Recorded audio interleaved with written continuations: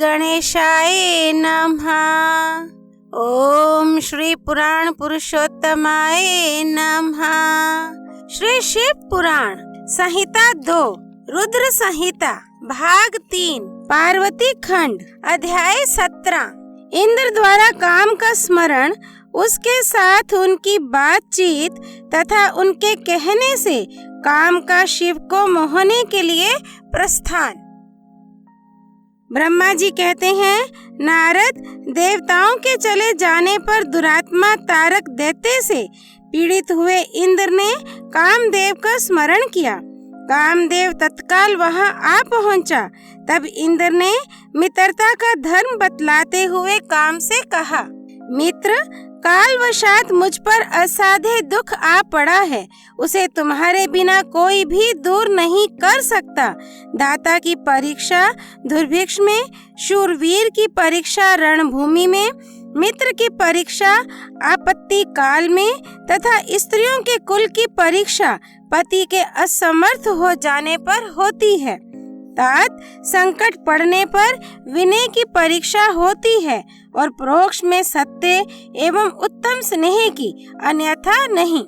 यह मैंने सच्ची बात कही है। मित्रवर, इस समय मुझ पर जो विपत्ति आई है उसका निवारण दूसरे किसी से नहीं हो सकता, अतः आज तुम्हारी परीक्षा हो जाएगी। यह कार्य केवल मेरा ही है और मुझे ही सुख देने वाला है, ऐसी बात नहीं, अपितु यह समस्त देवता आदि का कार्य है, इसमें संशय नहीं है। इंद्र की यह बात सुनकर कामदेव मुस्कुराया और प्रेम पूर्ण गंभीर वाणी में बोला। काम ने कहा, देवराज, आप ऐसी बात क्यों कहते हैं? मैं आपको उत्तर नहीं दे रहा हूँ, आवश्यक निवेदन मात्र कर रहा हूँ। लोक में कौन उपकारी मित्र है और कौन बनावटी, ये स्वयं देखने की वस्तु है, कहने की नहीं। जो संकट के समय बहुत बातें करता है वह काम क्या करेगा? तथापि महाराज, प्रभु, मैं कुछ कहता हूँ, उसे सुनिए। मित्र, जो आपके इंद्र पद को छीनने के लिए दारुण तपस्या कर रहा है, आपके उस शत्रु को मैं सर्वथा तपस्या से भ्रष्ट कर दूंगा। जो काम जिससे पूरा हो सके, बुद्धिमान पुरुष उसे उसी काम में लगाए। मेरे योग्य जो कार्य हो वह सब आप मेरे जिम्मे कीजिए। ब्रह्मा जी कहते हैं, कामदेव का ये कथन सुनकर इंद्र बड़े प्रसन्न हुए। वे कामिनियों को सुख देने वाले काम को प्रणाम करके उससे इस प्रकार बोले। इंद्र ने कहा, तात, मनोभव, मैंने अपने मन में जिस कार्य को पूर्ण करने का उद्देश्य रखा है उसे सिद्ध करने में केवल तुम ही समर्थ हो। दूसरे किसी से उस कार्य का होना संभव नहीं है। मित्रवर, मनोभव काम जिसके लिए आज तुम्हारे सहयोग की अपेक्षा हुई है उसे ठीक ठीक बता रहा हूँ, सुनो। तारक नाम से प्रसिद्ध जो महान दैत्य है वह ब्रह्मा जी का अद्भुत वर पाकर अजय हो गया है और सभी को दुख दे रहा है। वह सारे संसार को पीड़ा दे रहा है। उसके द्वारा बारंबार धर्म का नाश हुआ है। उससे सब देवता और समस्त ऋषि दुखी हुए हैं। संपूर्ण देवताओं ने पहले उसके साथ अपनी पूरी शक्ति लगाकर युद्ध किया था, परंतु उसके ऊपर सबके अस्त्र शस्त्र निष्फल हो गए। जल के स्वामी वरुण का पाश टूट गया। श्री हरि का सुदर्शन चक्र भी वहां सफल नहीं हुआ। श्री विष्णु ने उसके कंठ पर चक्र चलाया, किंतु वह वहां कुंठित हो गया। ब्रह्मा जी ने महायोगीश्वर भगवान शंभु के वीर्य से उत्पन्न हुए बालक के हाथ से इस दुरात्मा दैत्य की मृत्यु बताई है।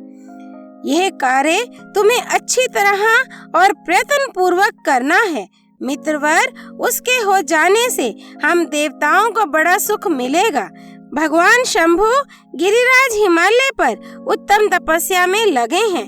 वे हमारे भी प्रभु हैं, कामना के वश में नहीं हैं, स्वतंत्र परमेश्वर हैं।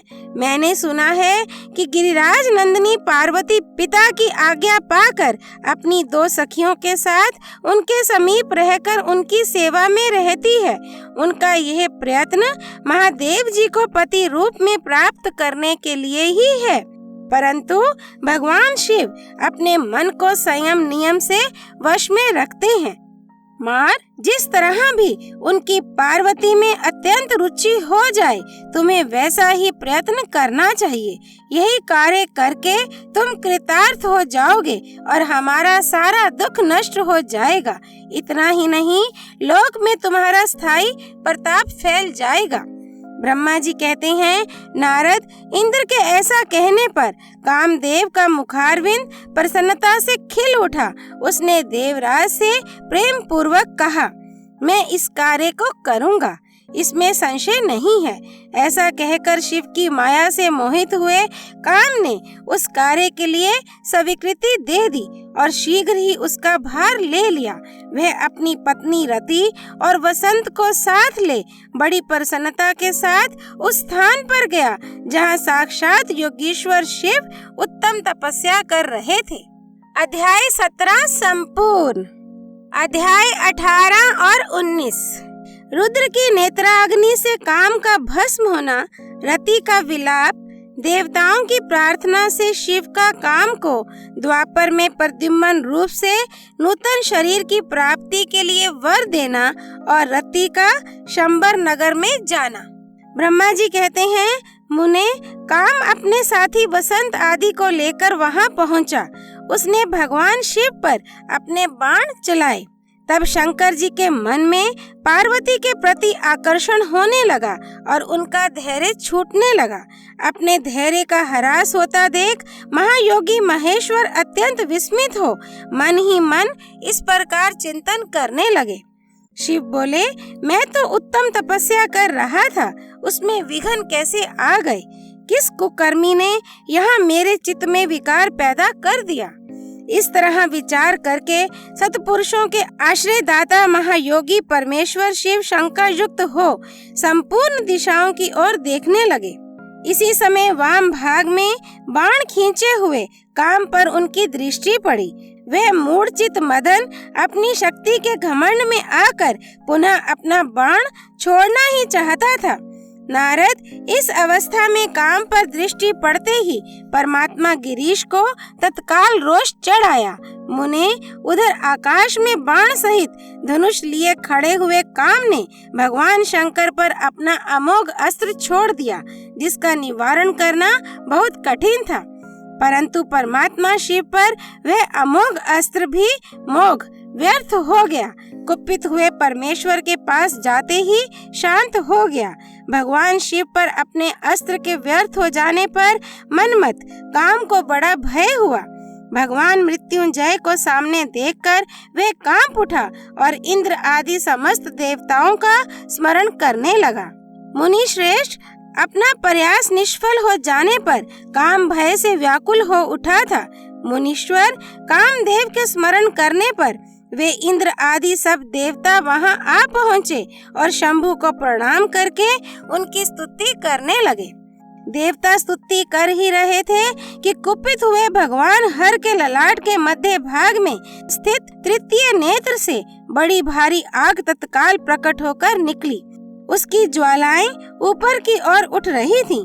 वह आग धू धू करके जलने लगी। उसकी प्रभा प्रलय अग्नि के समान जान पड़ती थी।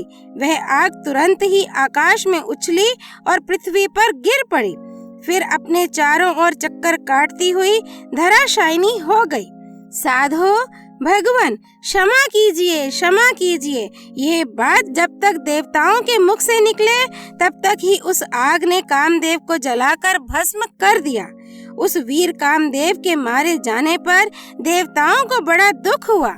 वे व्याकुल हो, हाय ये क्या हुआ, ऐसा कह कर जोर जोर से चीत्कार करते हुए रोने बिलखने लगे। उस समय विकृत चित्त हुई पार्वती का सारा शरीर सफेद पड़ गया, काटो तो खून नहीं। वे सखियों को साथ ले अपने भवन को चली गईं। कामदेव के जल जाने पर रति वहां एक क्षण तक अचेत पड़ी रही। पति की मृत्यु के दुख से वह इस तरह पड़ी थी मानो मर गई हो। थोड़ी देर में जब होश हुआ तब अत्यंत व्याकुल हो रति उस समय तरह तरह की बातें कहकर विलाप करने लगी। रति बोली, हाय मैं क्या करूं, कहाँ जाऊं? देवताओं ने यह क्या किया, मेरे उद्दंड स्वामी को बुलाकर नष्ट करा दिया। हाय हाय नाथ समर स्वामीन प्राण प्रिय, हाँ मुझे सुख देने वाले प्रियतम, हाँ प्राणनाथ, ये यहाँ क्या हो गया? ब्रह्मा जी कहते हैं, नारद इस प्रकार रोती बिलखती और अनेक प्रकार की बातें कहती हुई रति हाथ पैर पटकने और अपने सिर के बालों को नोचने लगी। उस समय उसका विलाप सुनकर वहाँ रहने वाले समस्त वनवासी जीव तथा वृक्ष आदि स्थावर प्राणी भी बहुत दुखी हो गए। इसी बीच में इंद्र आदि संपूर्ण देवता महादेव जी का स्मरण करते हुए रति को आश्वासन दे इस प्रकार बोले। देवताओं ने कहा, तुम काम के शरीर का थोड़ा सा भस्म लेकर उसे यत्न पूर्वक रखो और भय छोड़ो। हम सबके स्वामी महादेव जी कामदेव को पुनः जीवित कर देंगे और तुम फिर अपने प्रियतम को प्राप्त कर लोगी। कोई किसी को ना तो सुख देने वाला है और ना कोई दुख ही देने वाला है। सब लोग अपनी अपनी करनी का फल भोगते हैं। तुम देवताओं को दोष देकर व्यर्थ ही शोक करती हो। इस प्रकार रति को आश्वासन दे सब देवता भगवान शिव के पास आए और उन्हें भक्ति भाव से प्रसन्न करके यूं बोले। देवताओं ने कहा, भगवान शरणागत वत्सल महेश्वर, आप कृपा करके हमारे इस शुभ वचन को सुनिए। शंकर, आप कामदेव की करतूत पर भली भांति प्रसन्नता पूर्वक विचार कीजिए। महेश्वर, काम ने जो यह कार्य किया है इसमें इसका कोई स्वार्थ नहीं था। दुष्ट तारकासुर से पीड़ित हुए हम सब देवताओं ने मिलकर उससे यह काम कराया है। नाथ शंकर, इसे आप अन्यथा ना समझें। सब कुछ देने वाले देव गिरीश, सती साध्वी रति अकेली अति दुखी होकर विलाप कर रही है। आप उसे सांत्वना प्रदान करें। शंकर, यदि इस क्रोध के द्वारा आपने कामदेव को मार डाला तो हम यही समझेंगे कि आप देवताओं सहित समस्त प्राणियों का अभी संहार कर डालना चाहते हैं। रति का दुख देखकर देवता नष्ट प्राय हो रहे हैं, इसलिए आपको रति का शोक दूर कर देना चाहिए। ब्रह्मा जी कहते हैं, नारद, संपूर्ण देवताओं का यह वचन सुनकर भगवान शिव प्रसन्न हो उनसे इस प्रकार बोले। शिव ने कहा, देवताओं और ऋषियों, तुम सब आदर पूर्वक मेरी बात सुनो। मेरे क्रोध से जो कुछ हो गया है वह तो अन्यथा नहीं हो सकता। तथापि रति का शक्तिशाली पति कामदेव तभी तक अनंग शरीर रहित रहेगा जब तक रुक्मणीपति श्री कृष्ण का धरती पर अवतार नहीं हो जाता। जब श्री कृष्ण द्वारका में रहकर पुत्रों को उत्पन्न करेंगे तब वे रुक्मिणी के गर्भ से काम को भी जन्म देंगे। उस काम का ही नाम उस समय प्रद्युम्न होगा, इसमें संशय नहीं है। उस पुत्र के जन्म लेते ही शंबरासुर उसे हर लेगा। हरण के पश्चात दानव शिरोमणि शंबर उस शिशु को समुद्र में डाल देगा। फिर वह मूढ़ उसे मरा हुआ समझकर अपने नगर को लौट जाएगा। रते, उस समय तक तुम्हें शंबरासुर के नगर में सुख पूर्वक निवास करना चाहिए। वहीं तुम्हें अपने पति प्रद्युम्न की प्राप्ति होगी। वहाँ तुमसे मिलकर काम युद्ध में शंबरासुर का वध करेगा और सुखी होगा। देवताओं, प्रद्युम्न नामधारी काम अपनी कामिनी रति को तथा शंबरासुर के धन को लेकर उसके साथ पुनः नगर में जाएगा। मेरा ये कथन सर्वथा सत्य होगा। ब्रह्मा जी कहते हैं, नारद, भगवान शिव की यह बात सुनकर देवताओं के चित्त में कुछ उल्लास हुआ और वे उन्हें प्रणाम करके दोनों हाथ जोड़ विनीत भाव से बोले। देवताओं ने कहा, देवदेव महादेव, करुणा सागर प्रभु, आप कामदेव को शीघ्र जीवन दान दें तथा रति के प्राणों की रक्षा करें। देवताओं की यह बात सुनकर सबके स्वामी करुणा सागर परमेश्वर शिव पुनः प्रसन्न होकर बोले, देवताओं, मैं बहुत प्रसन्न हूँ। मैं काम को सबके हृदय में जीवित कर दूंगा।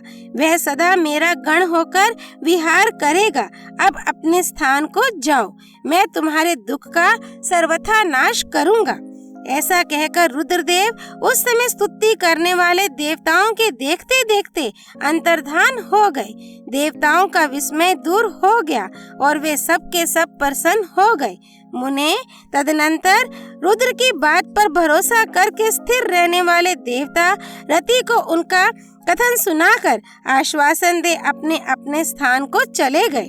मुनीश्वर काम पत्नी रति शिव के बताए हुए शंबर नगर को चली गई तथा रुद्रदेव ने जो समय बताया था उसकी प्रतीक्षा करने लगी।